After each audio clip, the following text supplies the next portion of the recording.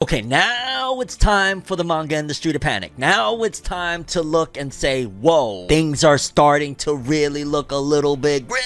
Not to mention, My Hero Academia fans are not going to be happy with what I gotta tell you guys is going down with the future of the franchise. A pretty significant series that a lot of people have been waiting for to get an anime is finally going down. Controversy about the amount of actors playing roles in anime. Drama between the unofficial weekly Shonen Jump Twitter account and supereyepatchwolf over on YouTube. And so much more on this episode of the only news source that provides anything and everything anime and manga related. We don't bore you. We get into it. Let's do it.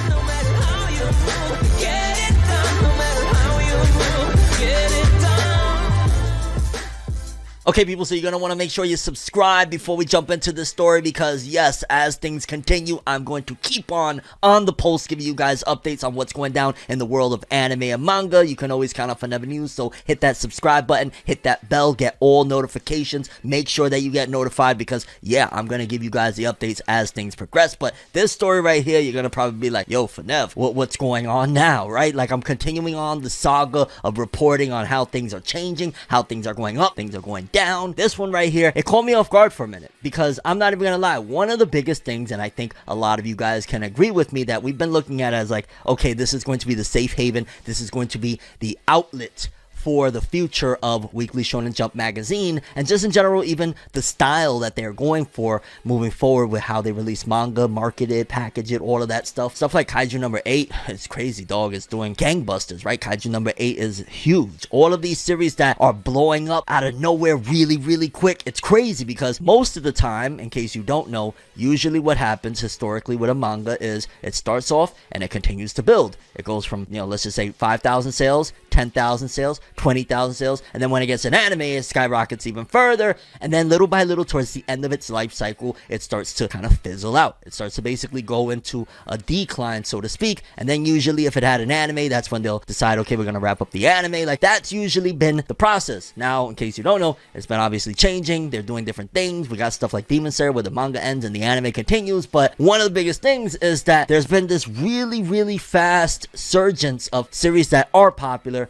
They become popular very quick. Again, series that are in Shonen Jump Plus have lately just been breaking all the rules. Stuff like Kaiju number 8, Spy Family, a lot of these different series are exploding. And yet one of the things that I'm noticing, and I didn't realize up until now, is things aren't all up and up as we thought. Because shout out to Jose_Ke over on Twitter for always providing these graphs and this information. Really informative dude. You should check him out. He put out a latest update on the sales figures for Kaiju number 8. Kaiju number 8, as of the recording of this video, has, I believe, 6 volumes out in circulation, but it's been a monster, no pun intended, or maybe it was intended subconsciously, I don't freaking know. It's been a monster of sales that each volume is just unbelievable with the sales. And it says here, from what he said, one of the newest Jump Plus hits, Kaiju number 8, this is its evolution, an insane fast rise that I think has led to reach, for the most part, an early sales peak. No doubt the series will continue selling like a monster despite the little down. And I'll be honest with you, looking at it right here, I'm like, okay, wait a minute. So it starts off volume 1, a little over 200,000 sales. Off the rip, it's already like, yo, how do you come out the gate swinging that big? Like, that means that a lot of readers really were anticipating this because they enjoyed what they read, with the chapters as they were coming out in the magazine over there, Jump Plus, the digital magazine.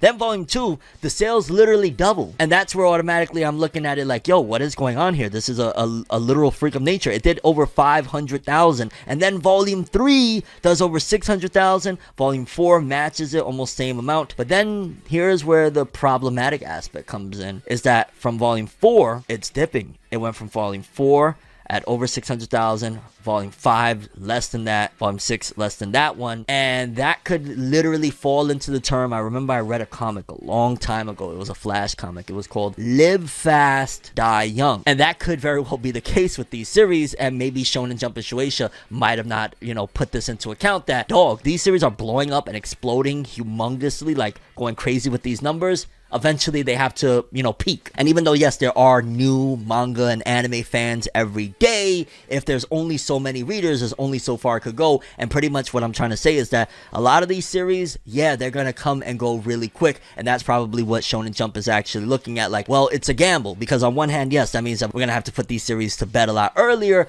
but again, it gets to focus on the anime. And I think moving forward, what's really happening, and it's starting to open my eyes as to where the importance is being placed on, as I've said multiple times, is the fact that the anime is where all the money is really coming from them, and probably in their point of view, in terms of like, yo, a manga volume in Japan goes for like $2. Like, so even if they sell, let's just say 5 million copies of a manga, that's, wow, that's crazy, you know, $10 million.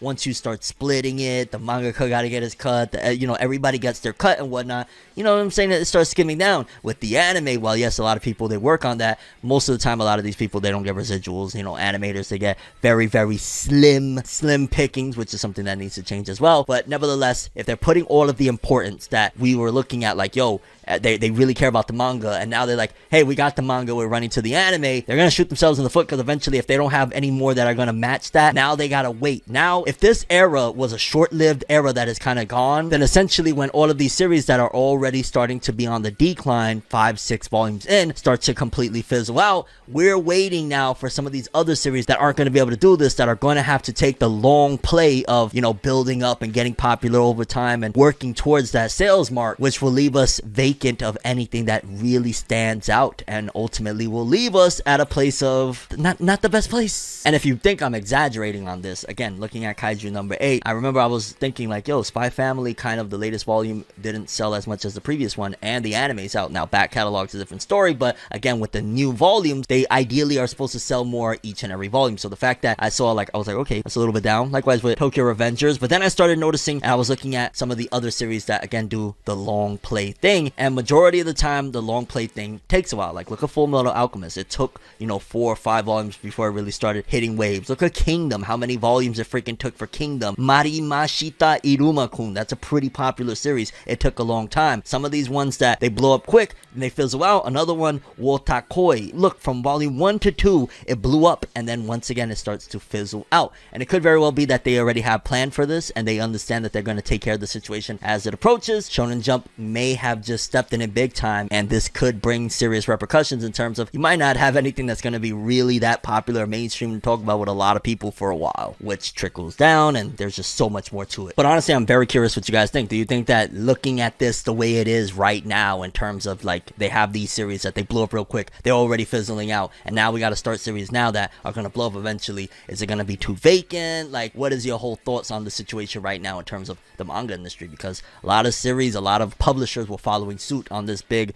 blow it up immediately, and now it's like, And speaking of things that is going to get fans upset, My Hero Academia fans are probably going to look at this section and be like, no! Because in case you don't know, one of the biggest things about the anime the last couple seasons, I want to say ever since season 4, the first 3 seasons, I never heard a peep of this. It wasn't until season 4 where I started to notice, and fans started to call this out, that the anime has been very heavily affected by them creating movies on the side. It's been pretty much that, hey, if there's a movie coming out, we know that My Hero Academia season ain't gonna look that great. We had it with season 4 where there was certain points where Mirio, the fights wasn't all that great, and then season 5, do I really need to get into the catastrophe of what they did with My Villain Academia, rearranging arcs just so that they could line up with the release of the film? Like, that film, World Heroes Mission, it really affected things of that season of the anime. And then in case you missed this, I'll inform you that pretty much there was a leak that came out that supposedly, and it was really reliable, My Hero Academia was going to have this 10 movie plan over 10 years. Pretty much, I believe that came out shortly after either the last film or the one before that. It was either the second or third film that this came out, that, yo, we got this 10-year plan, and a lot of people were like, 10-year plan? And then on top of that, right now, as it stands,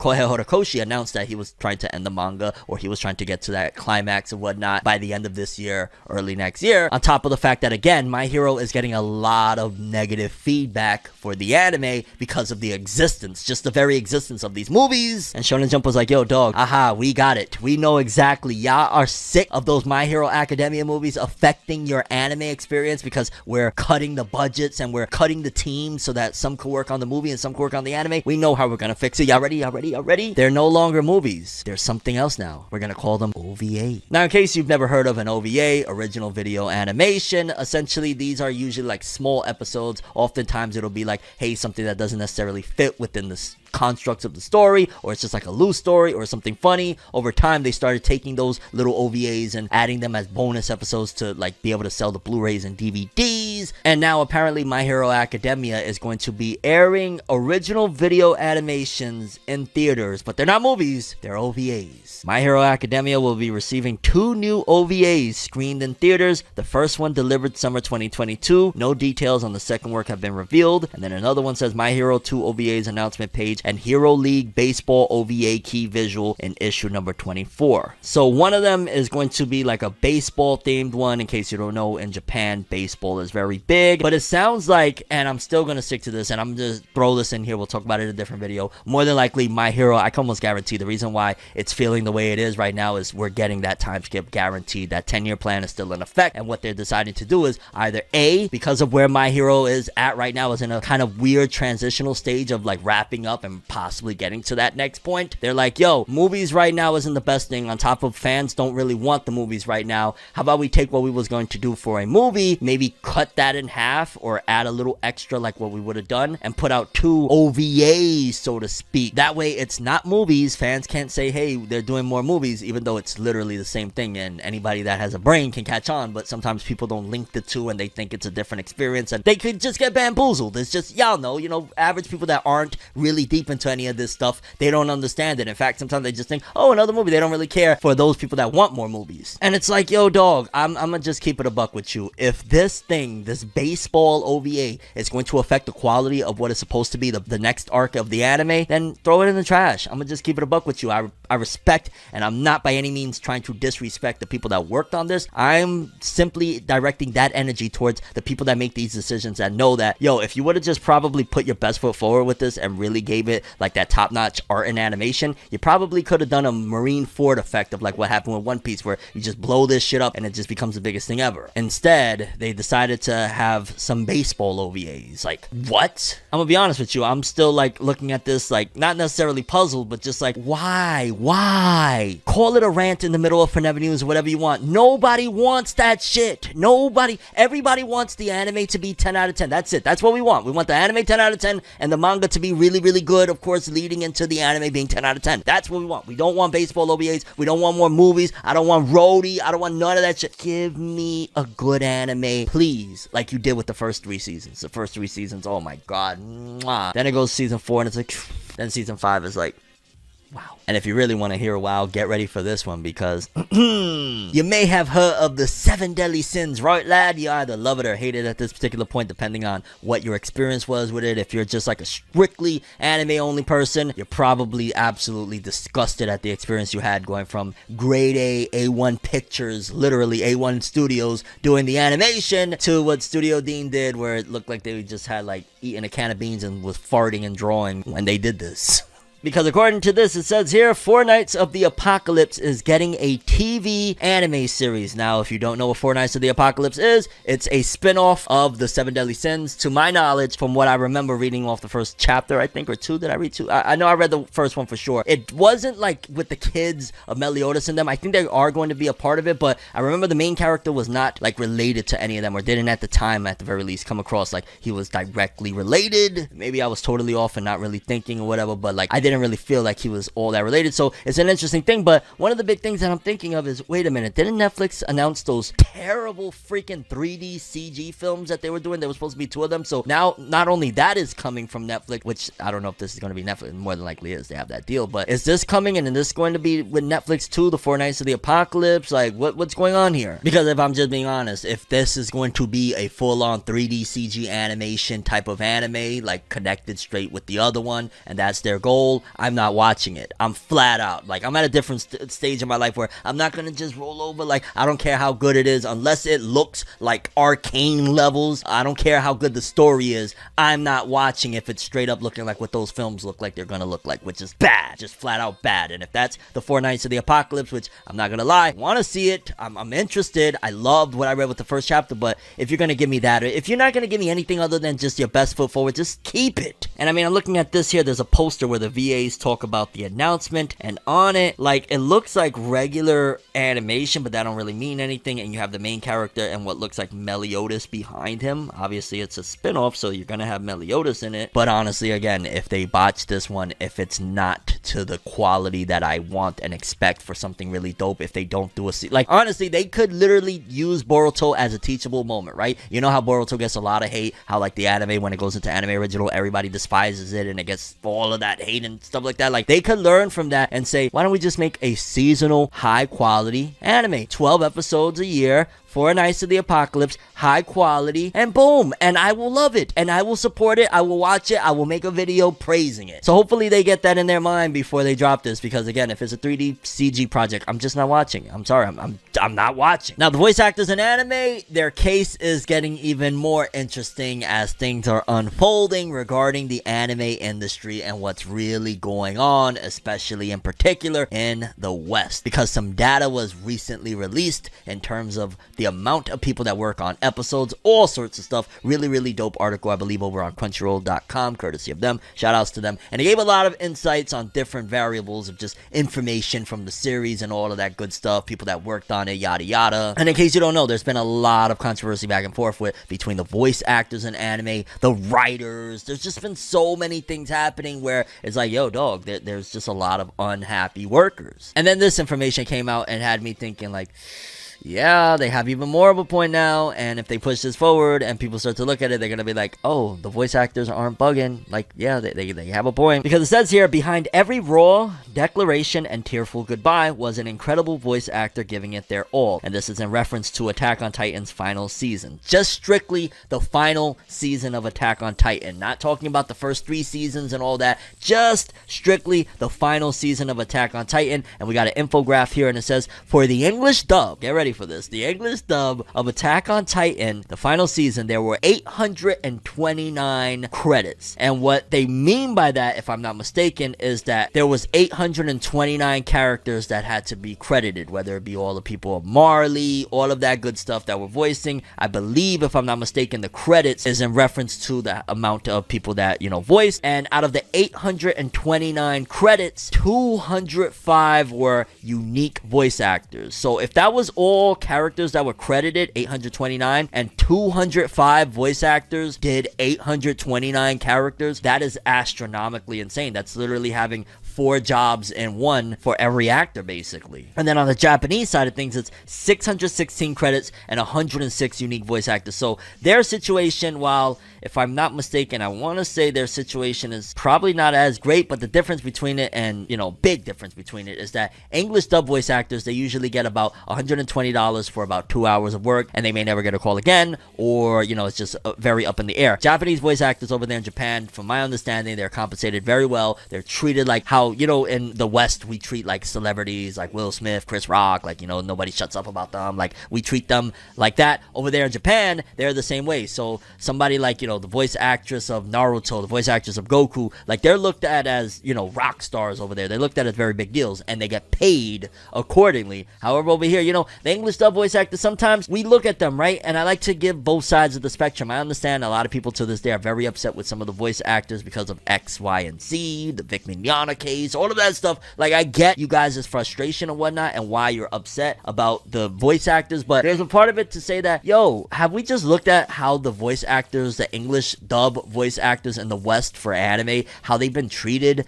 since the beginning of time? Like, not even just recently, since the beginning of time, since English dub became a thing. For starters, one of the biggest things was everybody always used to say, especially in the 90s and early 2000s, and even some still do now, I'd say now they're very unreasonable to say this, but people said in the 90s and 80s and all of that other stuff that those dubs were horrible, that those were unwatchable dubs, and there was a lot of validity to that. There was a lot of times, like, you know, the old Big Green Dragon Ball dub, that was absolutely garbage. That was a terrible dub. But nevertheless, just imagine you coming into this industry. Maybe you love this, maybe you don't know that, you know, you're just getting a shot. So now you take the job, you do the role, and you gotta get constantly slammed and told that you suck, and you have to accept that these fans are nonstop gonna tell you suck. And they're not really fans, actually, because, you know, if that's all you want to do is tell somebody that they suck. So now you have these people that they just have vitriol for you of telling you suck. You got to accept it. It's the commonality for years and years and years. Anime dub actors, no respect given for them. So then they get to certain positions now, and anime is blowing up, and they're still like, everybody else in other fields is getting respect. They're getting the pay, and we're still looked at as ragtag. Yes, there's some validity for them to be upset. Yes, there's a reason why some of them will be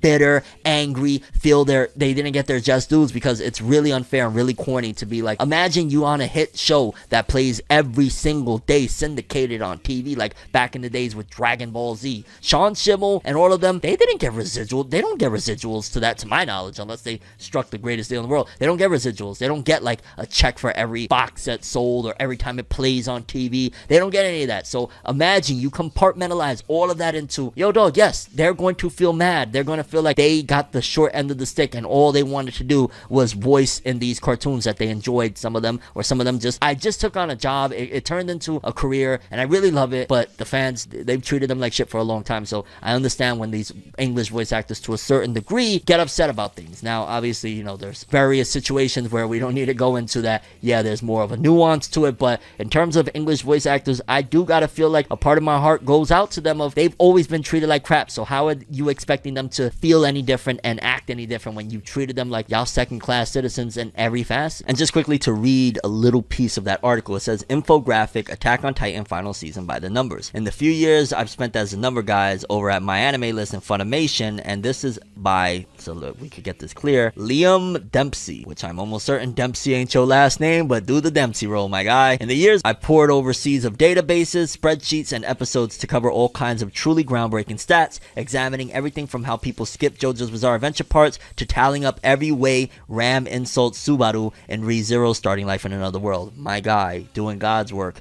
So here's my first deep dive into the new waters at Crunchyroll. It felt right to tackle something just as monumental. Attack on Titan final season has been rumbling through the anime community the last year and a half. And again, you know, it's just different stats. Like, over the last 28 episodes, 78% of it was in the present, 22% was in the past. And this is a fantastic breakdown of everything. But the biggest one, honestly, if I'm just keeping it real, again, is poor voice actors, man. Like, you know, Japanese voice actors, maybe they might have the same amount of work, maybe they might have more. I can't really do the math off the top of my head right now, but I will say that they're getting paid to have a struggle. The English voice actors aren't getting paid to do 4 roles a person. They're not even getting paid properly to do 1 role a person. We've got a little bit of interesting drama going on in the community right now. In case you don't know, there's a YouTuber that goes by the name eyepatchwolf, I believe eyepatchwolf, forgive me, but they're a content creator that they talk about a bunch of different things, but a lot of anime and manga related videos. And one that they kind of consistently do is where they kind of dive into our waters and talk about like what's going on in Shonen Jump right now, the magazine and whatnot. And they recently released a video basically saying, hey, this is our yearly trip to Manga City of the current state of Shonen Jump 2022.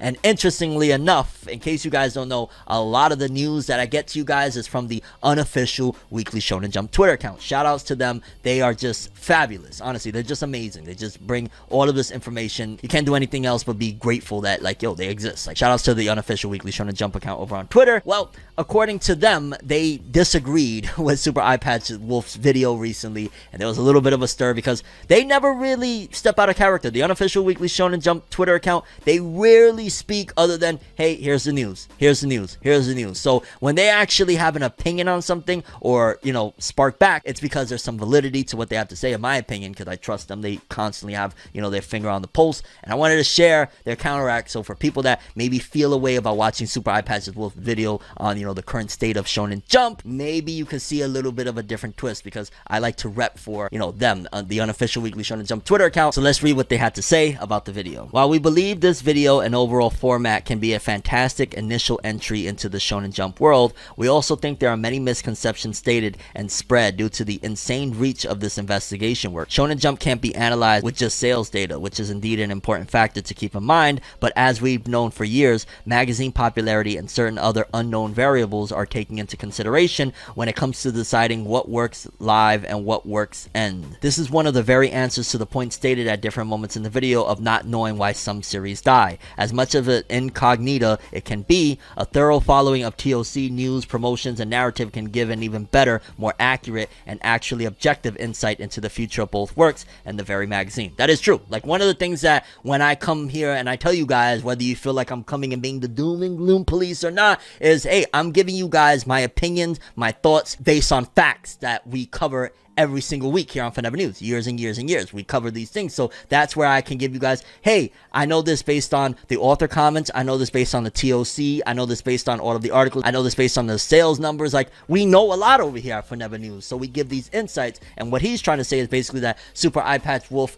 wasn't informed enough and wasn't having proper backing for these opinions that he made over on the video. This kind of investment in the whole Jump brand would also fix errors such as comedy series that are not running in the magazine anymore being thought of as still running, series with low sales actually having an acceptable performance magazine wise, and the opposite, acceptable sales with low popularity metrics. And it's also really important to fully delve into every work, as significant as it may seem, in order to understand the whole behavior of this environment and what the magazine is trying to achieve with them. None of the factors listed will ever determine the exact fate of each series, since such an unstable environment in which series come and go sometimes really suddenly can change from one week to another the overall behavior and performance of any running work. And again, that's just facts. Literally 2 years ago, you couldn't tell anything to a My Hero fan. In 2022, after a couple things happened, now a lot of people aren't on board with it. Likewise with Black Clover, and from one week to another, perfect example, Black Clover went from people saying they're dropping it, it's the worst series ever, the last chapter before it goes on break, everybody's like, I can't wait for it to come back, this is so great, that was the best chapter the series had of all time. Like, anything can change at a drop of a hat, and something that is constantly updating every single day, like Weekly Shonen Jump magazine. There will always be precedents and patterns, but those can very well be broken many times the more works we keep seeing serialized. Our objective with this message is nothing other than to give feedback on a kind of content that is already a good tool, but can become an even greater one in order to introduce people to this amazing manga environment, not only from a reader's subjective perspective, but also by analyzing how series survive, how series are greenlit, and how the overall magazine functions. As a community that has been trying to show and at the same time learn how this complex system evolves over the years, we really hope upcoming content like this gets more polished and strives for as much accuracy as possible in the future. We're also open to any questions. Good luck with your future work. And just shout outs to the Unofficial Weekly Shonen Jump Twitter account. That was really dope of them to give their insights and feeling as though, like, hey, if the information is inaccurate, you got to come in and correct it. So shout outs to them. And yeah, go check them out if you got any questions about it. And while we're on the topic of Jump, we got some new manga coming to Shonen Jump. We got a bunch of different things, and in particular one that I'm like, yo, dog! This author that is returning to Shonen Jump magazine, I'm calling it right now. I said it on Twitter, and I'm going to say it one more time here on a video. I feel once this author gets serialized, full-on serialized, because we're going to talk about some one-shots that are coming and all that stuff, but a full-on serialization, I feel within the next 3 to 4 years, this author can be the biggest thing in Shonen Jump, or one of the biggest things in Shonen Jump, a la somebody like the author of My Hero, Koei Horikoshi, Yuki Tabata, author of Black Clover. I feel like this could be the same scenario with this author, because in case you don't know, there's a weekly Shonen Jump upcoming one-shot round. Issue number 24 will be Mangaka no Neko de Aru by Sutsutsi Taishi. I'm not familiar with that author, to be honest with you. But then issue number 25 is Cho Neraware Taishitsu no Ore ga Sute Secret. Oh my god, just alone it looks like a really long title, like a light novel or something. And that's by Hayashi Seiji. And yeah, that title is really, really long. But the third one shot is where I'm like, yo, dog, I'm reading this, and I highly recommend, if you want something that's probably going to be good, you should check it out, because issue number 26 is going to be bringing Nande Nanda-san by Kawaguchi Yuki. And in case you don't know who Kawaguchi Yuki is, they just recently were in Shonen Jump, and they're already coming with a one-shot after kind of unfortunately getting canned, getting the axe, and that's the author of Hunter's Guild Red Hood. In case you ain't read the Hunter's Guild Red Hood, especially the ending and how meta it was and beautifully done, the author of the Hunter's Guild Red Hood is very talented. That series was very very good. It was very misguided, and the author, in other words, subliminally basically said, hey, it was Weekly Shonen Jump's editorial department that screwed us over. It was basically my editor that screwed me over. In other words, using the narrative of the last couple chapters. Some people may disagree, but it was so meta, talking about editors revising the story, messing things up, that it felt like, yo dog, it was straight up him saying, this is what happened, this is why we got canned, because the Hunters Guild Red Hood was awesome, and it looks like they're coming back again for a one-shot. Nande Nanda-san by Kawaguchi Yuki, 3 issues from now, issue number 26, and I'm encouraging you, if you can read it, and hopefully that one is good enough to get serialized, and when it drops, I will check that one out as well. I feel like this could very well be, and maybe I could be wrong. If I'm wrong, I'm wrong, but this could very well be, again, going from Barrage to My Hero for Kohei Horikoshi, going from Hungry Joker to Black Clover for Yuki Tabata, Red Hood, Hunters Guild Red Hood to Nande Nanda-san. I don't know what that means, actually, the name of it, and if it got serialized, they'd probably change it, because Nande Nanda-san, and just looking at the image from Nanda Nanda-san real quick for Kawaguchi, there's a picture right there as well. It kind of looks similar to the Red Hood art. I'm reading it. But yes, people, I am very, very geeked and very excited for Yuki Kawaguchi to return. Hopefully it's even better than Hunters Guild Red Hood. Next up, a small couple stories that you're probably just gonna be like, yo, what's good? Undead Unluck number 109. It was a cover page that says RIP, and I don't know if it's spoilers or anything at all. It doesn't appear to be spoilers, but just off the cover alone, this looks absolutely sick, and I really hope Undead Unluck doesn't like take a wrong turn and just randomly they pull a siren and stop it before it gets an anime or something. Like, Undead Unluck is just, it looks like it's knocking, man, and I haven't caught up in a good minute. And also, in other news, Dr. Stone will be getting a stage play July 2022, so yeah, it's so bizarre that they pushed back the Dr. Stone anime. We was really supposed to get that anime this summer. I know, I'm damn sure that they were supposed to,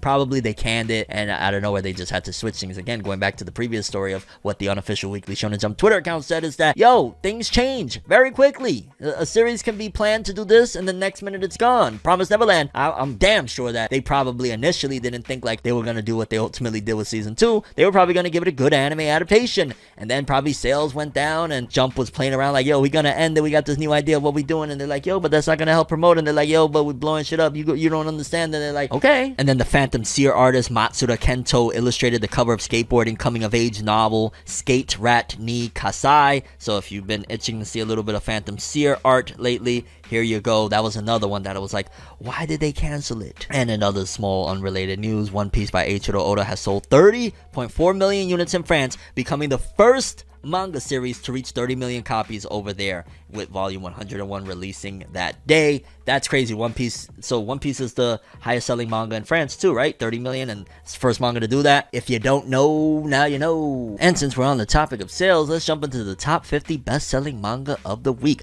courtesy of Jos_Ke. And rounding out 50 is My Dress Up Darling Volume 9 with 10,515 sales, total 280. That one had a really good season. Like, the anime really blew that shit up. I gotta give it props. By the way, the cover of this one, Nozomano Fushi no Bokensha, the colors of it just looks freaking fabulous. Then going up a little bit, we got at number 44 Jujutsu Kaisen volume 18. What the hell is that? Manga de Wakaru Fate Grand Order. Oh my god, a Fate Grand Order volume at 43.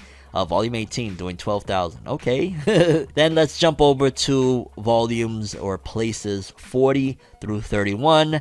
At 40, A Familiar Face with Tokyo Revengers Volume 26. Still hasn't hit a million. It's getting there. It's getting there, lads. It's getting there. Then going up, we got a couple of Detective Conan at 33 and 34. Still selling even more. That little spin-off anime they did is clearly working because, yeah, it's pushing numbers. Then we got 30 through 21. At number 28, Ulterior of Witch Hat Volume 10 with 17,047. Again, that's one that I've been meaning to get into. I heard that it's really good and the art always looks great. We got at number 26, Call Me Can't Communicate Volume 25. Number 24, Spy Family Volume 1 through 3 with 18,000 this week, bringing its total to 146,000. Pretty good stuff. And then top 20 or 20 through 11, a lot of unknowns. I'm not even gonna lie. Ikoku Nikki Volume 9. We got Takopi's Original Sin, which I want to say that one's actually like doing really well in sales. Takopi's Original Sin Volume 2, 26,000. We got Conan Volume 101.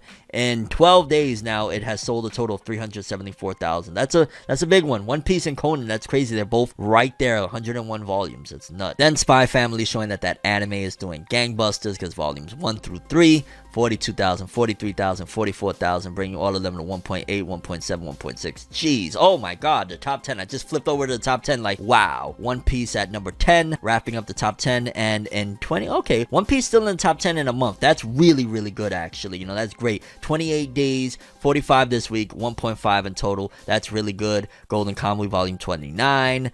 13 days, 49,000. Then we got a whole bunch of Spy Family, volume 7, 6, 5, 4, 8. Jeez, all of, yeah, this is literally Spy. Again, the anime blow up. So, you know, going back to a previous thing is, who knows, maybe they don't care about those first week sales that much after it goes for so long and it starts diving down, because they know when the anime comes for like Kaiju, it's gonna blow shit back up. So maybe that's their whole mindset as well, because gosh darn it, top 3, you got Jujutsu Kaisen volume 19 at number 3 with 77,000, 1.49. Number 2, Tokyo Revengers volume 27, 91 this week, bringing his total to 719. Wow, that's nuts. And then number 1, Spy Family volume 9, 105,000, bringing his total in a month to 1,007,000. Like, wow. Even if the first week sales for these series are like dipping a little bit and the volumes are dipping piece by piece, once the anime come back, it does give me like, okay, at the very least the anime will bring them back up for a while. And again, if that's the whole thing that the manga industry is betting on, their anime really doing the work in 2022.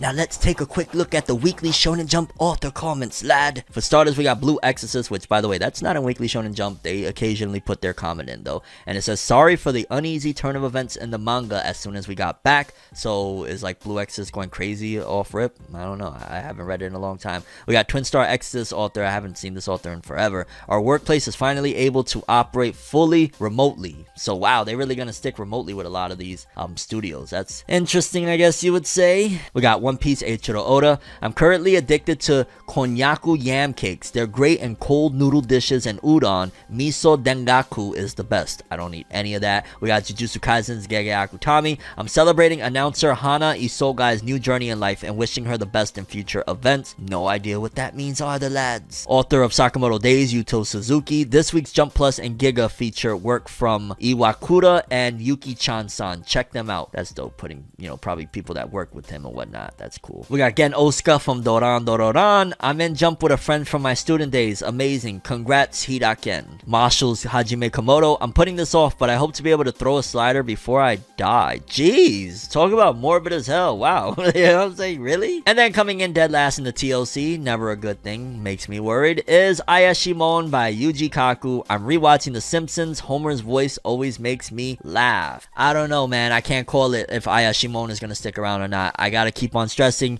Protect Me Shugamaru, probably out of here. Doran Dororan, probably out of here. Ayashimon, because once again, it's back at the bottom. Like we just was speaking about how it was going up and it looks like, hey, maybe they're more susceptible to it. Now it's back at the bottom. And to wrap this episode up for Never News, we got one final story. In case you don't know, Japan is going to start potentially letting tourists back in. I remember hearing about this, that I believe it was like Pewdiepie. Pewdiepie has been like dying to go to Japan and he hasn't been able to go, and like because of this whole, you know, the pandemic and everything, they had restrictions. Well, according to this, it says that Japan to ease foreign travel restrictions further in June. Japanese Prime Minister Fumio Kishida revealed in a speech in London on Thursday that Japan will ease foreign travel COVID-19 restrictions further in June. He stated, we have now eased border control measures significantly, within the next easing taking place in June, when Japan will introduce a smoother entry process similar to that of other G7 members. Japan is working on reopening its economy. A panel of experts are beginning and discussing to review its response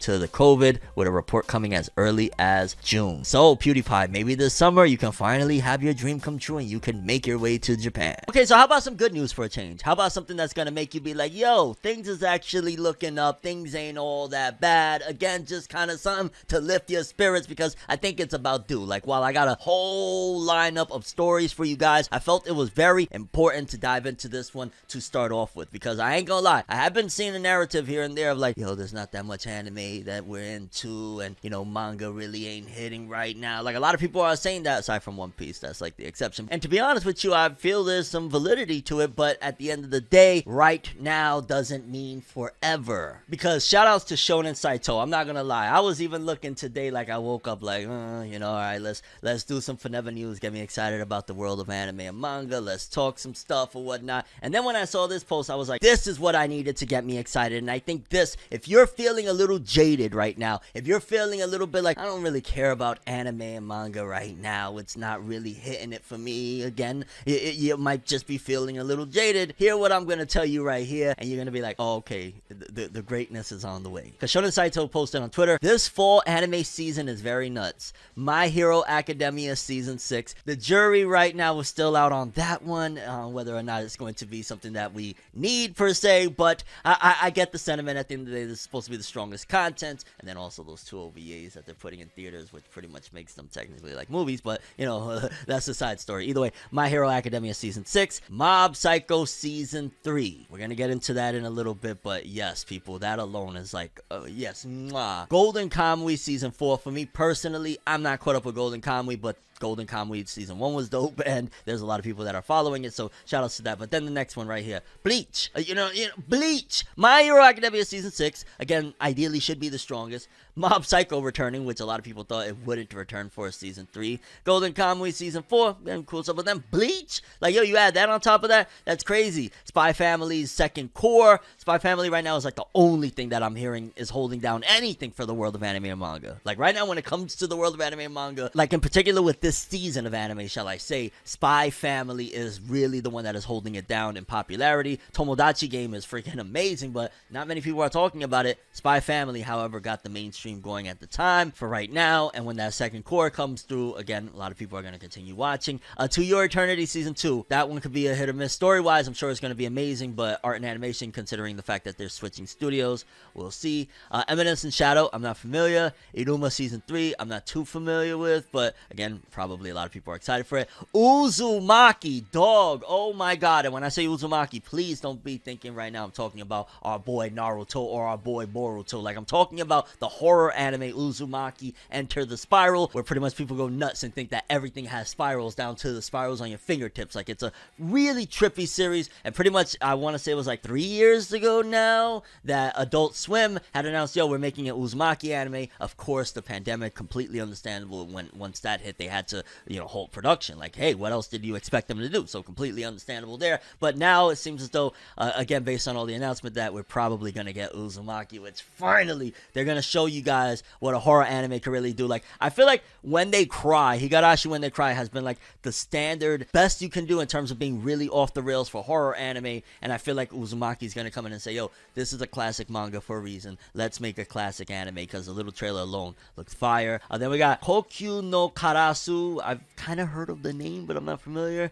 Gundam the Witch from Mercury. Is that the one that people are hyping up right now and saying like, yo, this is gonna be dope? And very likely Chainsaw Man and Blue Lock 2. Chainsaw Man, oh my god. Although, I don't even know, man. That's gonna be a tough one, and I feel like to a certain degree, Shueisha should probably put Chainsaw Man out either like a season sooner or a season after, because, it's gonna be tough competing in the season. But the biggest thing about all of this to say is that, like I said at the beginning of this programming, is that let's start off with some good news. And to be honest with you, if even half of this is actually going down for the season of the fall season of anime, then it's gonna be bright. It seems as though right now the anime and manga industry is just kind of in a preparation stage, which is good, that instead of working around the clock and dropping something every season, blah blah blah, it looks like they're working really hard on a lot of really awesome stuff, and the end of the year, like third and fourth quarter of 2022, is where it's going to get spicy. So if you're feeling a little bit jaded to the medium, understandable, but just know that the drought won't last forever, people. And so let's jump into a more serious, I guess you would say, topic that technically threatens the existence of the anime and manga world, but it's a lot more serious and complex than that, because a lot of people have been passing this tweet around from Elon Musk. If you haven't heard of the dude,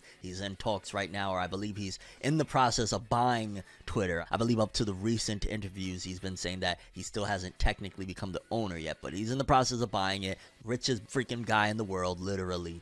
Well, depending on what day, it might be Bezos. You never know. But I think as of right now, he's the richest. And he had said this: at risk of stating the obvious, unless something changes to cause the birth rate to exceed the death rate, Japan will eventually cease to exist. This would be a great loss for the world. And again, jokes aside, because some people will be like, yo, yeah, no more anime and manga, which technically, sure, it does threaten the world of anime and manga, because hello, anime and manga is made in Japan, but that's just a lot more of a cultural, serious thing, and that also impacts what we are experiencing coming out of anime and manga. And what I mean by that is, because over there they have an issue with the birth rate that, people aren't wanting to have kids because of the economy, because of work. They're like, yo, they're putting it off so late that oftentimes they're just not having kids, and it's getting really bad out there for that. And yeah, that's definitely a serious situation. Obviously, he's spitting facts. If it is that more people are dying than being born, then they seriously have a situation over there. And that's also the reason for all the wackiness that oftentimes is in their media, that like, yo, on a weekly Shonen magazine, not Shonen Jump, but I think maybe Jump might do that once in a blue. I don't know. Don't quote me on that. I might be totally off on that, but I'm pretty sure Jump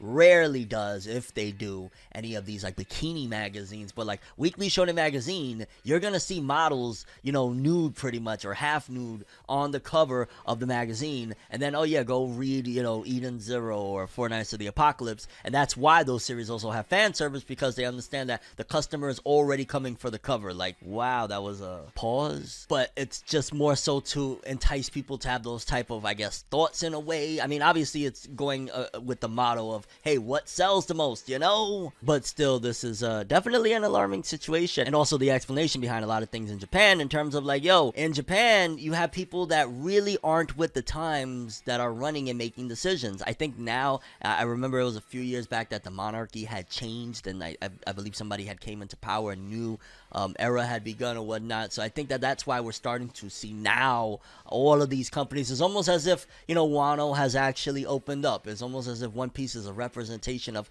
what actually happened in Japan. And I think while what Musk is saying definitely has validity to it, because hey, numbers are numbers, right? But ultimately, if this continues with this change, depending on how things go, it could either go left or it could either go right. It could either go that, hey, you know, they're going to continue down this path, or maybe with some of the changes and kind of Japan being like Wano and One Piece and actually opening up more and feeling a little bit more inviting to people. I mean, for crying out loud, somebody, Pewdiepie, I believe he's initially from Sweden, right? And he was like in the UK for a while. Pewdiepie just went straight over there to Japan. You know how that's going to inspire how many people to want to go to Japan now, because they're, you know, back open and stuff like that. And just in general, as far as a society, they're way less closed in. They're way more making the changes that, you know, the rest of the world is making. So yeah, interesting stuff though, nevertheless, and it kind of invoked a little bit of cool thought. So shout outs to Elon Musk for that one. Then people, let's talk about this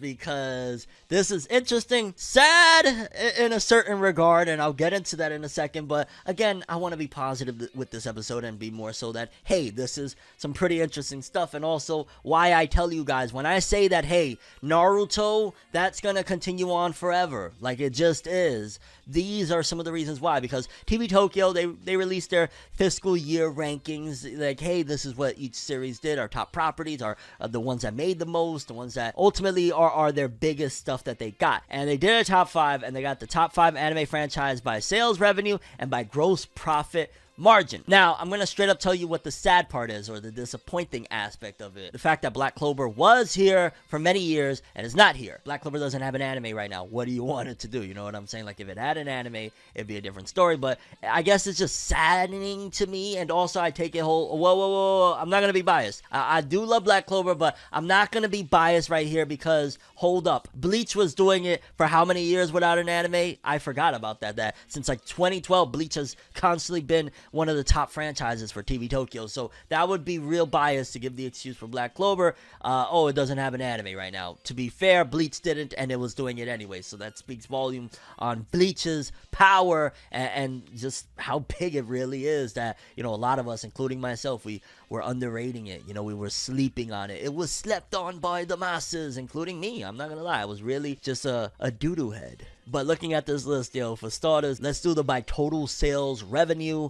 For starters, at number 5, Bleach, again, still hasn't even returned yet. What these fiscal projections are going to be, or what these fiscal results, shall I say, are going to be after the 1,000-Year Blood War begins in October. Like, if word of mouth goes crazy and the rankings are good and everything, Bleach can easily rise up to the top, probably, of this list. Then at number 4, Pokemon. Pokemon can throw a fart in the wind. and then, hey, gotta catch them all. Number 3, Yu-Gi-Oh! I'd imagine the anime, that's why they continue to make more and more and more, and like they're on the 12th freaking verse at this particular point. Like, I ain't gonna lie, I totally, like, maybe towards like Zial or Zexel, however the hell you pronounce it, Zial, like maybe at that era I was still interested, mildly interested. In 2022 I ain't watching Yu-Gi-Oh! I'm just keeping it a buck with you, and yeah, like, shout outs to them that they've been able to keep it going for Yu-Gi-Oh! All this time now. But like, maybe the card game, I could see myself maybe at some given point, if like, you know, life happens the way I would like it to be and I got time to do things I want to do, maybe I could get into Yu-Gi-Oh! You know, even dueling again at some given point in life. I could see that happening for me. But the anime, maybe I'll rewatch the, you know, first one, and you know, I don't know. I like GX a little bit. Then the top 2 are very, very interesting. I'm not even gonna lie. Father and Son, numero 1 and 2, because their top franchise, anime franchise by total sales revenue, at number 2 is Boruto, number 1, Naruto. Wow, I am honestly shooketh. No, but again, I was trying to give that excuse for Black Clover, and you know, I showed Bleach, but also look at Naruto. It's number 1. Naruto's been over forever. Like, Boruto is running in this and that, but Naruto, to my knowledge, isn't like maybe it is in heavy syndication over there on TV. I don't really know, but regardless, Naruto's been over for a long time. It's been Boruto since 2016, right? Naruto into 2014. Boruto started like 2016. I think we had the Springtime Youth 2015 thing, but number 1 and number 2, Naruto, Boruto. Like, wow. What if, here's an interesting idea, and I thought about this.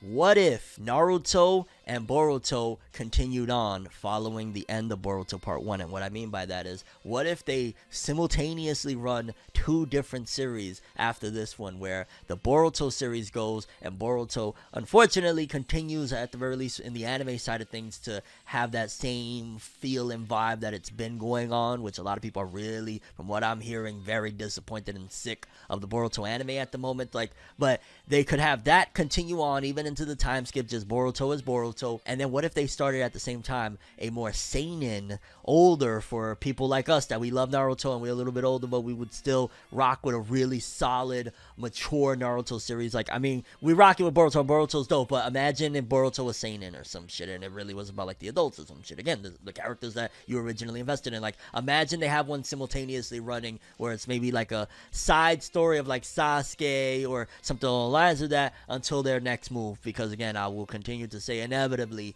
that will be the next chapter of Naruto with the conclusion of Boruto, and it's probably going to go back to Naruto. Look at the results of what Naruto's doing all these years later without having Naruto or Naruto Shippuden running with new episodes. I gotta stress that, because Boruto is not Naruto. It's not. Like, a lot of people watching right now are like, yes, that is facts. that is facts. Boruto is not Naruto. But then top anime franchises by gross profit margin, it slightly is different. Yu-Gi-Oh's at the bottom, then it's Bleach, then Pokemon, go catch 'em, but it still remains the same at the top, baby. It don't matter. Naruto was like, I'm top 3, and it ain't 2 or 3, you dig? Naruto number 1, Boruto number 2, Pokemon, Bleach, Yu-Gi-Oh. That is a tough lineup, but also just demonstrates the power of the original big 3. If One Piece was with TV Tokyo, One Piece would be right there. I don't believe it's with TV Tokyo. That's probably why it's not in here, because let's be real, One Piece would probably dominate everything on this list because of its power over there. But that's still speaking volumes. Naruto and Bleach, like, if they could come to some sort of thing of, hey, Naruto and Bleach, both Studio Pierrot titles, both with Shonen Jump, maybe we could do a crossover here and there with One Piece, a Naruto, Bleach, One Piece with Dragon Ball Z crossover, anime crossover movie is all you need to make a smash. That is the first crossover to start the Avengers line. You take the biggest ones, Naruto, One Piece, Bleach, Dragon Ball Z, put them all together, put it out worldwide, make the best anime movie possible. Don't be favorable towards any particular one, unless, well, maybe at the end of the day, can they be Goku? No, I had to throw that one in there, but yeah, like, that's how you would do a crossover. I don't know how we got there, but either way, that's Naruto and Bleach, bro. I know the other ones, Pokemon and Yu-Gi-Oh, I get it, but they have brand new anime coming out. Naruto has something that comes out with its name in it, technically, Boruto, Naruto Next Generation, but you understand the pulse on that one. Okay, next up, people, I'm just gonna give it to you blunt. If everyone is not not special, baby, you can be what you want to be. Zule, zule, zule, zule, Mob Psycho 100 Season 3 to air October 2022. If you skipped out on the earlier segment, then you're surprised. If not, you're like, yo, Fornev, why are you so... Because it's Mob Psycho, baby. Honestly, just the nostalgia alone of how much I enjoyed. I remember I got a lot of fond memories of even rewatching that one. Just so many good memories with them, man. So I'm just to see Mob Psycho's back, this is good, especially at a time where, you know, when the world needed it the most. Reagan and Mob showed up to save the day. So this is really exciting. Mob Psycho 100 Season 3 airing October 2022. Oh my god, can we? Low-key, I'm ready to get through summer. I know a lot of people are probably like, no, Fornev, we want summer. I get it. But in terms of just for the anime nerd side of me, like, dog, I want to see Reagan already, okay? Like, this cannot return quick enough, to say the least, because Mob Psycho 100 Season 3, October 2022. And I'm gonna just leave it at that, lads. Okay, people, I gotta hit you with a very important update, and you're probably gonna be like, yo, Fornev, wow, like, how could you? But I just had to do it to you because the Black Clover movie was announced 409 days ago as of 5/11. So yikes, 410 days ago since the Black Clover movie was announced, and we still don't even have a proper trailer, my lord. Talk about just announcing some shit after like a handshake. Like, it was probably a couple of dudes down at the country club over there in Japan. They were there like, sore wa nan desu ka? Daijoubu, daijoubu, kimochi. And somehow, someway it was like, buraku kuroba desu, dozo yoroshiku. And somehow they said like, hey, let's tweet this shit out on the official account. Why not? And there it is. Because, dog, what the hell? Like, Black Clover movie, like, that's kind of wild. A movie for Black Clover, and maybe they're putting out all the stops for it. Maybe they're trying to go in a different direction. I think one of the best things that it looks like Shonen Jump is doing, and just in general this whole scene is starting to do, is be a little bit more scarce, not be constant. You know, I think this could very well be the start of the end of weekly Shonen Jump in terms of all of the changes that are being made. And I mean the weekly aspect of it, because, you know, Black Clover isn't even weekly anymore. None of the manga and weekly Shonen Jump, the top dogs at the very least, have been weekly for a long time. Like, they usually take a break every few chapters, every like 3 or 4 chapters. I mean, One Piece hasn't been weekly in ages. Like, sure, it'll have 2 or 3 back to back, and then it'll take that break, and then sometimes there'll be a break in the magazine after the fact. Like, One Piece hasn't been weekly forever. But I know it's been 410 days since the Black Clover movie was announced, and wow, Shonen Jump, like, please don't do this again. Like, I get it, you're building anticipation, you just cut off the whole stream, right? Maybe that's the idea. Like, they twist the knob on the hose, so to speak, get you going nuts, crazy. I need it, and you're gonna keep screaming you need it, and then when they eventually open it, it's just gonna go. And if you got the metaphor the way I was giving it to you, you wouldn't be having those thoughts in your head right now, would you, lad? You're just a little bit of a dirty bird, mate. Maybe it's the hat that's making me throw the accent out, so what? Can we talk about Netflix for a moment? Can we talk about what the heck is going on with Netflix? Because apparently, according to leaks, which I'm going to get into that in a second, leaks lately, what I feel personally, to just kind of enlighten you a little bit, these leaks are, but sounds like Netflix is really going through very soon with this whole massive change, and I think personally, it's actually not something, like, I feel like they're marketing it in a different way than it actually is. Because for starters, when you hear like with big top class secret stuff like Netflix, like, hey, rumor has it that blah blah blah, oftentimes that's Netflix that put out rumor has it that blah blah blah to test the field, to see like, do these people care about if we do this? How much damage? What is the estimate? They estimating right now what the loss would be if so, or the fact that it could have a reverse reaction, because hey, if they announce 150 million things that people want and this is executed properly, then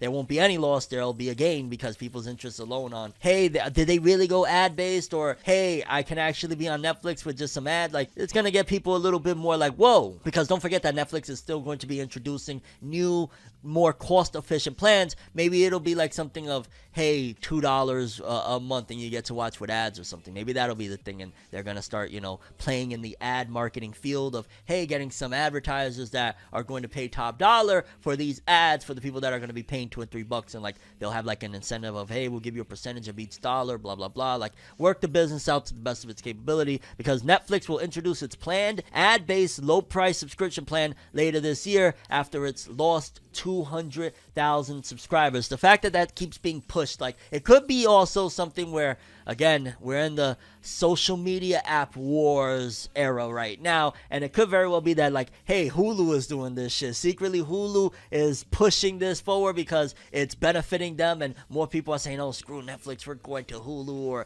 and I'm just only using Hulu as an example. There's HBO Max and 100 other ones, so hey, I'm not accusing, that was just an example. Relax. So it also could be that other entities are pushing that narrative, or it could be that this is very strategic on Netflix's behalf. We gotta wait and see. I mean, half the time, most of these companies, they be rubbing elbows anyway to begin with, but still be at war. It's weird. And either way, I'm not even gonna lie, like, personally, depending on what they do with it, I won't be so mad, because I feel like it's inevitable, and I feel like people just aren't going to give the biggest pushback that is needed to stop this. I feel like we are entering towards what is going to inevitably lead us to where cable led us. Like, it's not going to be far off to where all of the internet packages, like, the companies start buying each other out, and then there's like one big company that, you know, you got to pay $150, $200, $250 to get all of the internet things that you want, blah blah blah. Like, I feel like inevitably it's already heading that direction. Like, a lot of these streaming apps are positioning themselves to enter like different realms. So,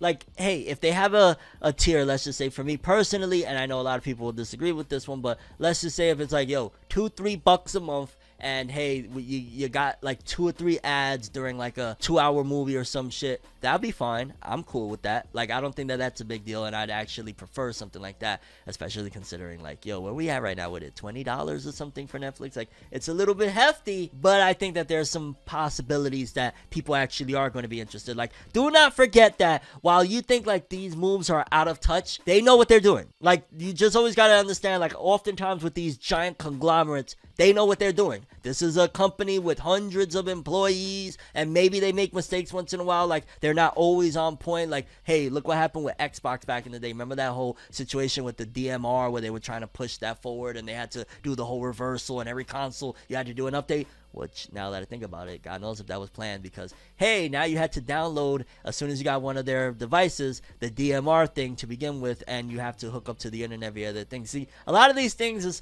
to quote Ice from the Joe Budden podcast, it's all a rollout. Like, a lot of this stuff do be rollouts, and honestly, I wouldn't be surprised if this is just a rollout for their ad-based thing. Like, hey, guys, we're suffering, but we're figuring it out, and then when it comes, you guys are actually going to be enticed by the pricing, because they probably have, like, the biggest specialists around that know what type of prices is going to make you get excited for this. Like, just, you guys will see by the end of the year, Netflix is going to be flexing on them, and y'all going to be like, oh, we coming back, daddy. Speaking of daddy coming back, Dragon Ball Super Dragon Ball Superhero. If you're excited for this film, if you're looking forward to this film, hey, if you're even just care to hear about it because it's Dragon Ball and that nostalgia buzz is, oh my god, I love it, then you might be excited about this, because probably you still gonna go watch that Dragon Ball Superhero film in theaters. Like, me personally, I feel like my nieces and nephew are gonna be that push that make me go watch it. They're just gonna be like, hey, it could be a cool time or something, so I might go. Shut up for them, you know, low-key, you're dying to go. Just quit it with the bullshit. You're just a hater of CG 3D. Like, just stop. Knock it off. Knock it off. Dragon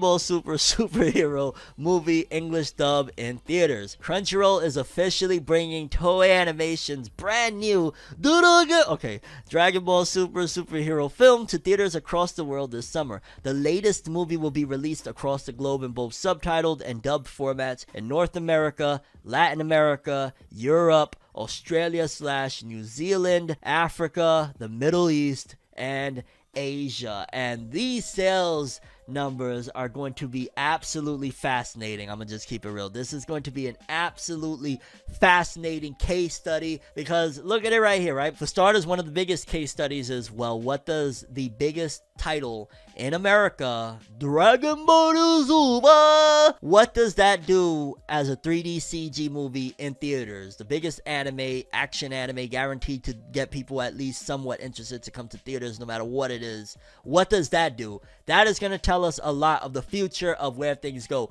If this flops, they go back to the drawing board and we get Broly 2, or we get Bardock versus Broly versus Turles' foot or some shit. Like, that's where it goes. It just goes totally. So I don't want to be that person to say, hey, don't support this film, because a lot of people worked on this film. I'm sure there was a lot of hard work, dedication, and all sorts of stuff, because they were probably, hey, paid to make this type of content, because whoever's idea was it to let's go 3D CG. It's not like it was a genie that just said this is the, like, you know, no, there had to be somebody that said, you know what, this is, well, or a lot of somebodies, this is where we're going with it. Maybe that new Dragon Ball room. Oh my god, whoever's in the Dragon Ball room, stop.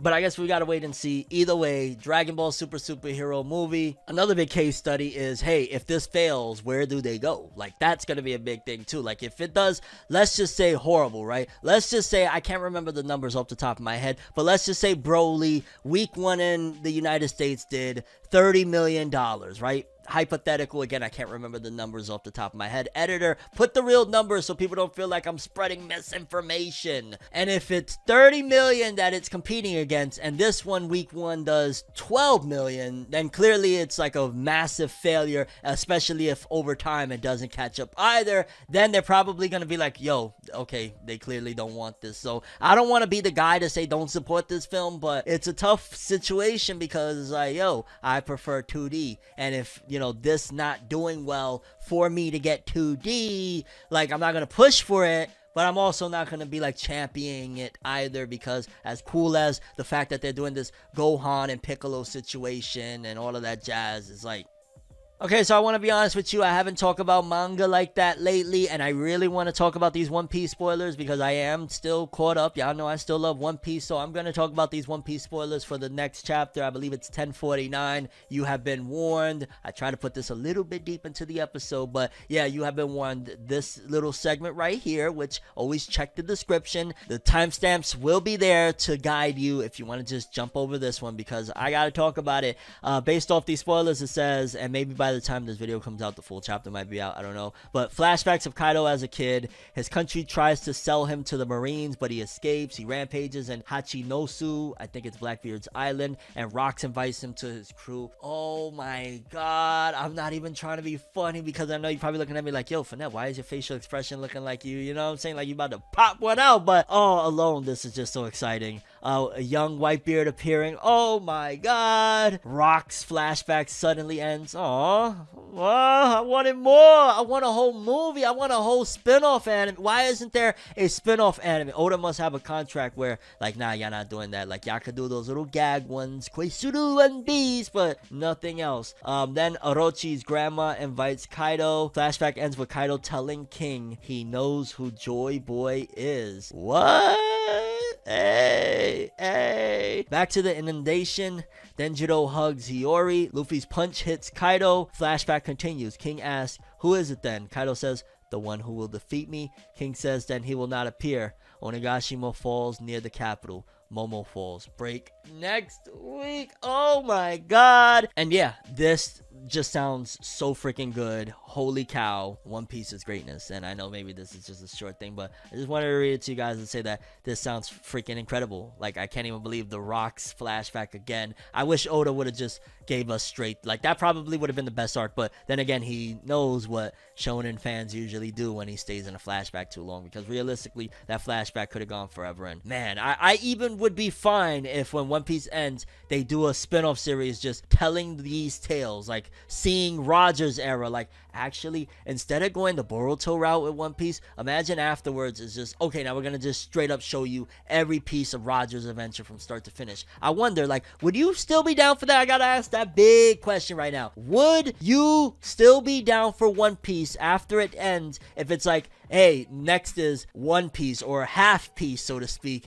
the story of Roger. Like, and they're just gonna show Roger's journey from start to finish, and they're not gonna go the Boruto route. I think that would keep the series afloat for way longer. Now that I think about it, like, don't get me wrong, a Boruto-esque series would be so fire, of, you know, running into Robin years later, Nami years later, Chopper years later, like Luffy's son, or if he's a Marine, you know, you could do the opposite thing, the irony, blah blah blah. Like, you could always do that route, or you could just show us Roger's adventure, or you could show us Captain Rox's adventure from the beginning. Like, any one of those stories will keep the original fan base, and you can add the new fan base on top of it, because it's a brand new story, but also all the old fans will get any reference you put in there and will worship it, because One Piece is awesome. Actually, greatness. I take that back. It's not just awesome, it is greatness. That is, of course, if like they have some sort of blueprint from Oda, and even then, without Oda involved, I'm sure the foibles of like, hey, without the genius behind it, what really happens will definitely come to play. But still, I feel like that would be a better option now that I think about it, opposed to just doing the whole Boruto route. Next, let's jump into the top 10 weekly chart by series, basically the top 10 selling series of the week, not just individual volumes. Number 10, One Piece still hanging in there, 90,830. Dawn to Dawn, that's one that I'm going to get back into real soon, and I don't know what type of video, somehow, some way, maybe I want to get back into it and make a video about it, because I remember that being freaking awesome, and I want to get back into the things that I remember were really awesome. Golden Kamui in there, 101. Rurouni Kenshin Hokkaido arc, that's crazy that that's still going, 120. Natsume's Book of Friends, 135. Tokyo Revengers back on the scene, 171. Or not back on the scene, it's been because of the newest volume, but you get what I'm saying. Jujutsu Kaisen number 4, 177. And then top 3, very interesting, One Punch Man, 228. It probably dropped a new volume. My Hero number 2, 514. I'm pretty sure that's from the Star and Stripe volume. And Spy Family, 604. That anime doing gangbusters for it. And yeah, again, very solid list of like every series on there. First of all, aside from like Natsume's Book of Friends, I know every series on there. Pretty awesome. Once again, letting you guys know that I am going to get back into Dawn to Dawn. Shout out to my guy Krista, wherever you at, my guy. Like, every time I think about Dawn to Dawn, I think of you, dog. Like, what? If you don't know about my guy, he did that song Makima. Go check that out. And some quick news, just giving you guys a couple of updates. For starters, TV anime Kingdom season 4, we got a new episode visual, which I'm not caught up on the Kingdom anime, but this looks kind of cool. But again, Kingdom is like the pretty much almost like the grandfather now at this point of the CG thingy-majig. Like, oh my god, imagine if Boruto would have been kingdomized. Like, can we call it kingdomized now? But yeah, I don't know. I mean, I know that they started adding in more of 2D animation to Kingdom, but yeah. Then also a little update here that I really wanted to share with you guys is the 7 Deadly Sins 4 Nights of the Apocalypse anime that we talked about it being announced. Now we got a clearer visual of this one, and I wanted to look at it. Again, that's the main character in the front, and then in back of him is Meliodas. But I'm not gonna lie, I'm so skeptical. Like, first of all, the art looks so beautiful on this one, and why does Meliodas look like he's getting shorter? But yeah, the art is so beautiful on this one. But are we gonna get, you know, like what the 7 Deadly Sins season 1 looked like? What studio is going to be attached? Is it going to be a Netflix exclusive? I'd imagine it has to be a Netflix exclusive. I'd imagine if they have any common sense, unless they're just more going the cheaper model of we don't care, people are going to talk about it, and enough people are going to watch it to get us our, you know, a return on investment. If that's their case, then they might not care and do the whole 3D CG from those, you know, special movies to this. They might just go, or they could recognize that, yo, fans don't want that, and majority of fans are going to fall off. Let's just make a 2D anime, and a beautiful one like the very first season. Like, if we could get what season 1 of the 7 Deadly Sins looked like with 4 Nights of the Apocalypse, this will be huge, and I will watch and talk about the living crap out of it. I'll be honest with you, I will. But as it stands right now, I'm glad to get the clearer visual. Meliodas is getting shorter, what the heck. And some people are telling me that, because I'm under the impression, based off like the first chapter and what I've been told, that this is a sequel manga, but some people are saying that this is a prequel, and the way Meliodas is dressed there makes me think it could be a prequel back when he was, you know, before the Sins went on the run and all that stuff. Or is this after, like way after? I'm confused. I'm confused, lad. I'm confused. Then let's talk about the conclusion of Jujutsu Kaisen Zero's run in the movie theaters, that is. Jujutsu Kaisen Zero anime film to conclude theatrical run on May 29th. After a record-breaking 5-month run, which, yeah, had been in there forever. They were really trying to go for that #1 spot. That kicked off on December 24th last year. It was announced today that Jujutsu Kaisen 0 will finally depart Japanese theaters May 29th, which is interesting. They're giving like a little bit of a breather room because then Jujutsu Kaisen 0 movie will be released on Blu-ray DVD September 21st, 2022. So that's the little gap that they're leaving in between the theater run and that. But yeah, they tried it, lad. I think, what is it? They probably know that realistically they're not going to be able to go up any more spots on the rankings of like the biggest movie of all time, biggest anime film, all that stuff. They probably recognize like that's probably out of our grasp at this particular point to go up anymore. So let's just end it here. We had an incredible run, and while Jujutsu Kaisen 0 didn't do what Demon Slayer did, which ultimately I'm starting to feel more so like a lot of everything that's happened with the manga industry following Demon Slayer is partially a result of the explosion of Demon Slayer. I feel like Demon Slayer put a lot of people onto anime and manga, and maybe some of them they recognized that it wasn't for them or they fell out of it or whatever, but I think Demon Slayer gave a trickle effect to the anime and manga industry, very recent with, you know, everything with season 1 and whatnot, and the industry didn't realize at the time that, yo, 90% of this shit is because everybody is loving Demon Slayer. They're finding out more and more about anime and manga. At the very least, it's an interesting idea, and I do think that that benefited Jujutsu Kaisen because, hey, like a big dark shonen did massive in theaters. Let's put another big dark shonen in there and see what happens, and it performed. And I'll probably buy it on Blu-ray as well because I really enjoyed that movie, and god, that original cast was so fire, and Yuta's such a boss. Okay, next up, people, Spy Family does it again. We got a couple of pieces of Spy Family news. For starters, apparently, when it comes to my anime list, I don't know if it's still currently this, but Spy Family had achieved the second highest rated anime over on my anime list. And again, that's just weird because like a lot of these series, like in particular, I believe the #1 for the longest time was like Full Metal Alchemist. So how the hell a series that's been rated for years and years, all of a sudden, again, it could be a lot of new anime fans that came on the scene, and maybe that's why, but it's kind of crazy for my anime list to be that highly rated, you know, second highest rated anime. But shout outs to that because also Spy Family by Tatsuya Endo has 18 million copies in circulation for volumes 1 through 9, essentially averaging 2 million sales a volume. Very, very good. And with the anime out right now, I'm now going to call it that. If not by the end of this year, then definitely within next year, Spy Family is going to easily be, if not top 3, definitely top 5 highest selling manga of the year, because like, yeah, it's doing gangbusters already. 18 million copies in circulation. How many has it done this year? I want to know. And how many is it going to do, considering the anime is going to be a 2-core run? It looks like Spy Family, you know, now that I think about it, is interesting, right? Let's take a look at this for a second. It's almost as if Shueisha has sectioned off the year for different anime fandoms. And if you're an anime fan of everything, then cool, you win all across the board. But just look at it right now, like the fact that we're in this quote-unquote little drought of what it feels like. They have the Spy Family, you know, the family-oriented anime. You're not going to get distracted from the little cute family anime when ultimately the action anime aren't there. In fact, you're going to gravitate towards it because there is no big punches flying. Like if Chainsaw Man was out right now, nobody would be talking about Spy Family, or at the very least it would nowhere close to be as popular because everybody would be just riding with the Chainsaw Man hype. Like, just keeping it real. So what if Shueisha, which it would be smart, has sectioned off the different anime fandoms for different years? Like, yo, we're going to put the more family-oriented thing at the top of the year, then mid-year, we're going to put this one, end of year, all the big action stuff, Bleach, My Hero, Chainsaw Man, we're going to throw it there. And they're doing like quarterly releases for different fandoms. While, yeah, that makes a lot of sense. Also, that means that like Shonen fans, for example, we're starving until October. Like, when everything comes in October, great. Until then, we're gonna be starved out, which is not quite bueno, my lord. And let's take a look at this real quick, courtesy of Jose_Ke regarding World Trigger, because this is how it's done, people. Despite the author's breaks, fans have stayed, and now with the new anime seasons, the series is living its golden age, reaching new heights. Because if you look, or new highs, shall I say, if you look at this, this is how it's done. Slow and steady has won the race time and time again. And look at the very beginning of it, volume 1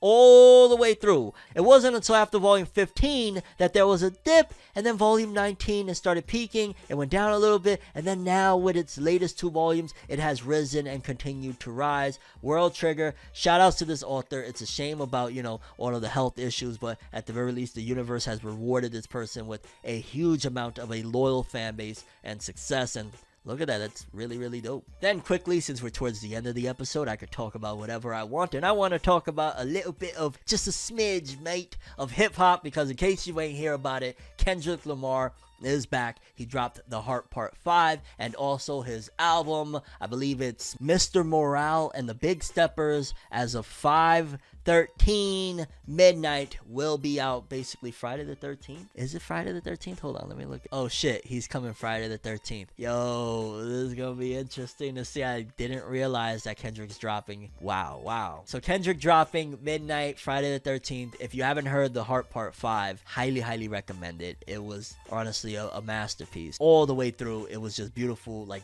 of course, everybody's going to talk about the ending, the Nipsey stuff. Personally, that hit me very deep.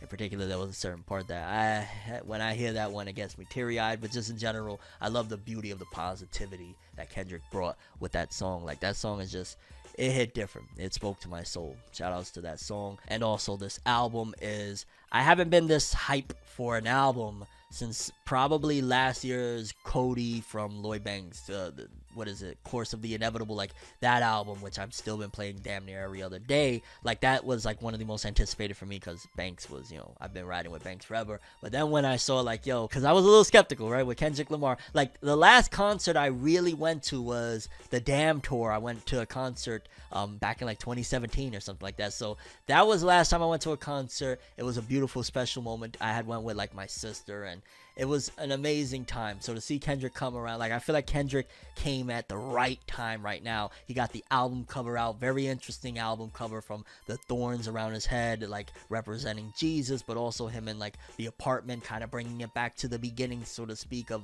you know, Section 80, so to speak, you know, if you think about it. And, you know, him with his kid. It's just, honestly, I don't know. This is really the most anticipated I've been for an album, like I said, since Lloyd Banks' album last year. Cole put out a great project. Like, that album was probably the first or second between Lloyd Banks and Cole for last year. Banks was just, you know, more anticipated, but Cole dropping that album, the off season, I love that album too. This one, if it continues on of what Kendrick released with The Heart Part 5, and it has this vibe, and Kendrick is, you know, giving that real shit, so to speak, oh my god, I can't wait. And wow, although it is very interesting that he is, you know, leaving TDE. I mean, TDE is going, you know, in an interesting direction. You know, they got a room full of mirrors. Very excited about that. Like, yo, dog, you got Daylight, Ichiban, Don. Y'all got some heavy hitters on that one. So even though, you know, Kendrick is seemingly leaving, they have some really high quality acts over there as well. So they're gonna be alright. So yeah, just support Mr. Morale and the Big Steppers by Kendrick Lamar, because I'm pretty sure it's going to be a very hefty and interesting project, dropping Friday the 13th. PG Lang, I can't wait to see what's going down. Yo, imagine Kendrick goes a different direction. Like, a lot of people are expecting, like, he's gonna go after Drake, he's gonna finish off Cole, you know, he's really coming for it. Imagine he has, like, the first record is him,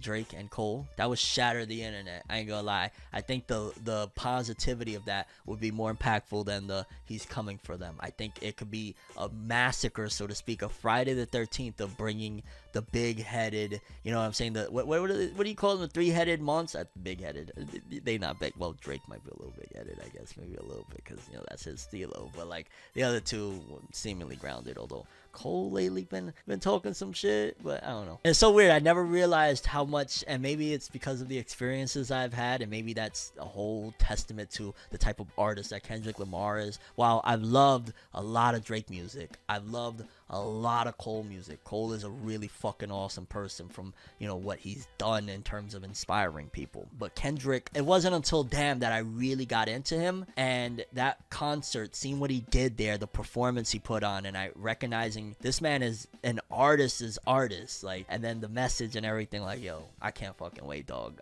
Midnight, I'm gonna just be refreshing for that shit. I'm not paid to promote this, honestly. I just love great music, and TDE has developed one of the greatest artists of our time, Kendrick Lamar. Hopefully this album lives up to the expectations. We will see. And last but not least, Sony plans to increase PS5 shipments for 50%, lads. So if you've been down bad, like, oh dear lord, me Me heart can't take it, mate. I fucking need me a little bit of PlayStation 5. Here's your opportunity because there's... Okay, let me just stop. This is a good thing, I guess. I mean, honestly, I feel like the PlayStation 5, in terms of what it has to offer, is like the worst of all the consoles in recent times. Like, just being honest with you, there hasn't been anything that has been like the exclusive to make me go, oh my god, it's like I've had it sitting there for a ill minute.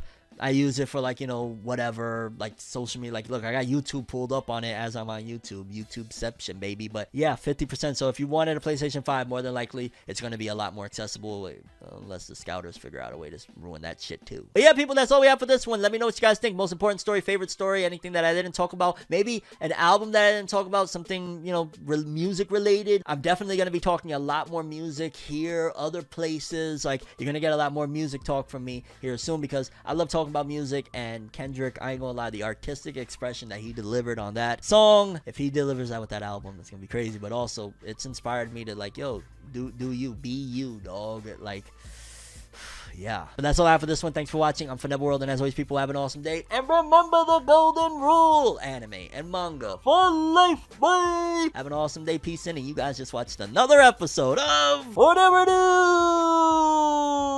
By the way, people, while I got you here quickly, if you don't mind, hit that subscribe and that bell to get all notifications. We talk about anime and manga around these parts and a whole bunch of other really cool stuff. So yeah, do that.